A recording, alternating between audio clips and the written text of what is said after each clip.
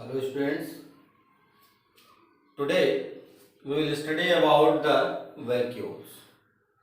About the vacuoles. Students, first of all, we have to remind the plant cell once again. Let us see, I have drawn a rough diagram of plant cell.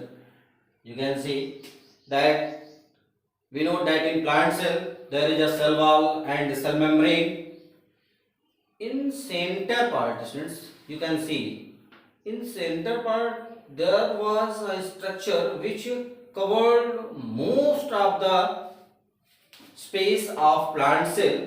This is the vacuole. This structure is vacuole, and this vacuole covered near about 90% part space of plant cell. You can see due to presence of this vacuole, the other cell organelles and nucleus is towards the peripheral region. You can see this is the nucleus, this is the vacuoles. Due to presence of this vacuoles, the other cell organelles like mitochondria, Golgi body, endoplasmic reticulum, nucleus, all are towards the peripheral region. The reason is that this vacuole is covered by tonoplast. This vacuole is covered by tonoplast. It is a membrane which surrounds the vacuole. We can say that tonoplast is a membrane which surrounds the vacuoles, and inside this tonoplast there is a fluid that is called as cell sac. This is called as cell sac. A large vacuole, this is the large vacuole which occupies most of the central part of cell. Most of the center part of the cell, and these cell sac is also present in the tonoplast. In the tonoplast, you have seen, students. Now we come to the topic.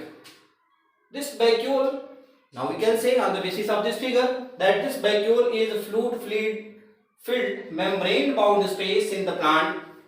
They filled with the water and variety of substances like minerals, carbohydrates, organic acids, metabolic waste, etc.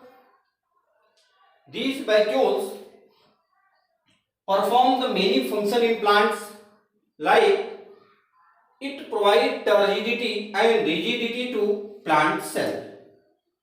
It provides turgidity and rigidity to plant cell. They keep the cell rigid and provide them turgidity and support. Due to this tonoplast and presence of cell sac, due to this cell sac, there is the pressure on this tonoplast, due to which it provides turgidity and rigidity to cell.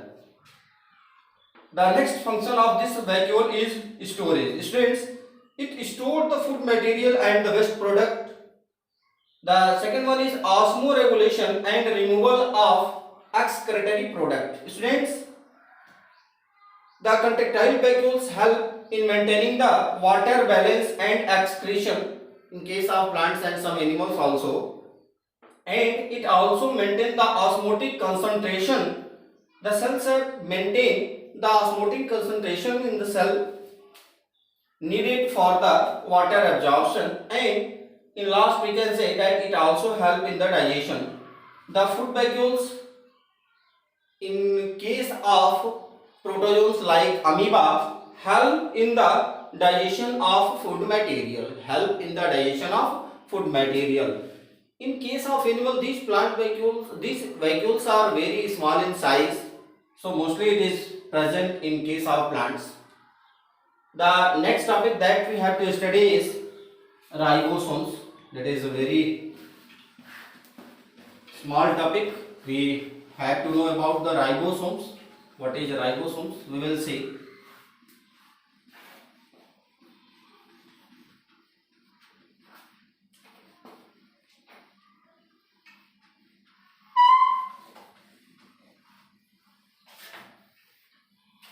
Students,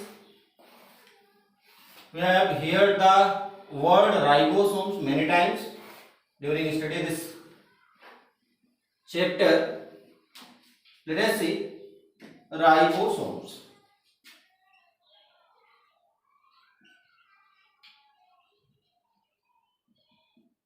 A very important cell organelle that is present in plant cell and animal cell. It is not present only in mammalian RBC. This ribosome is discovered by a scientist and his name was George Palade. George Palade. It was discovered in animal cell by a scientist and his name was George Palade. We can say in year 1953. 1953. Students, these ribosomes are very small cell organelle, that is the spherical in structure. There is no any membrane bound membrane. There is no any membrane which is bounded the ribosomes.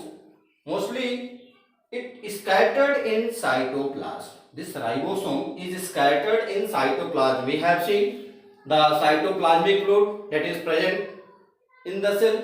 This ribosome is present in the cytoplasmic fluid as well as on the surface of endoplasmic reticulum also. We have studied that ribosomes are present on the surface of endoplasmic reticulum, due to which it was the rough endoplasmic reticulum we have studied. And these ribosomes are also present inside the organelles.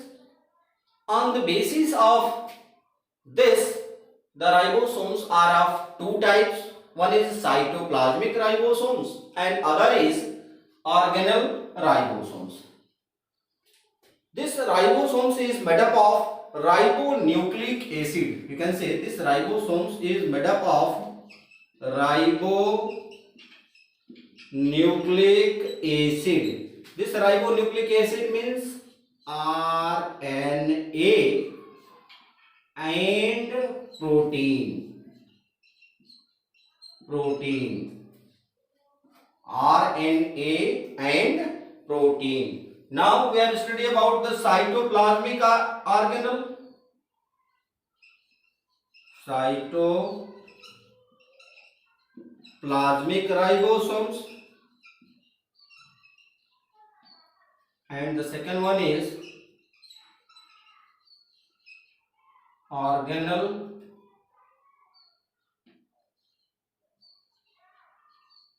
ribosomes. What is the difference between cytoplasmic ribosomes and organelle ribosomes? Let us see. This cytoplasmic ribosome are present in the cytoplasmic fluid as well as on the surface of some organelles like endoplasmic reticulum. But the organelle ribosomes are those ribosomes that are present inside the cell organelles. It is especially present in case of mitochondria and plastids. In case of plastid and mitochondria, the ribosomes are present inside, due to which they are called as organelle ribosomes. Now, there are two types of ribosomes on the basis of sedimentation coefficient. One is 80S type of ribosomes and the next one is 70S type of ribosomes. This 80S type of ribosomes is present in cytoplasmic ribosomes and 70S type of ribosomes are present in organelle ribosomes. We have studied that this 80 type of ribosomes are present in case of eukaryotic cell and 70S type of ribosomes are present in case of prokaryotic cell also. It is a difference between eukaryotic and prokaryotic, that the ribosomes that is present in prokaryotic cell are 70S type and the ribosomes which present in the eukaryotic is 80S type of. Now a question arises that what is 70S and 80S? This is the sedimentation coefficient. There was a scientist whose name was Sedgwick. On this basis, it is the sedimentation coefficient 70S and 80S. And in higher class, we will know about the detail of this ribosomes. Students, this ribosomes, now if we discuss about the function of ribosomes,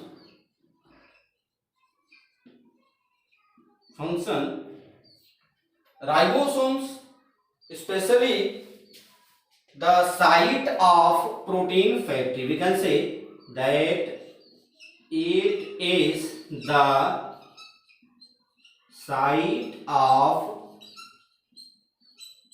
protein factory.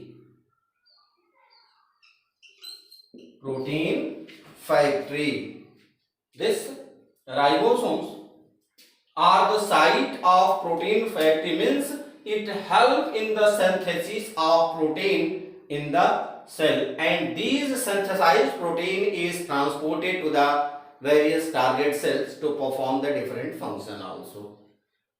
This is the ribosomes. Students, one topic is remain, that is cell division. Then there is a confusion, students. In some books, in old books we can say, the cell division topic is not given, but in new books which was published last year, in that books the topic cell division is given. We will discuss about cell division. Those who has their old books, they do not have to think that this topic is not given in your book. It is given in new books, due to which we will study about the cell division in next video. Okay, thanks.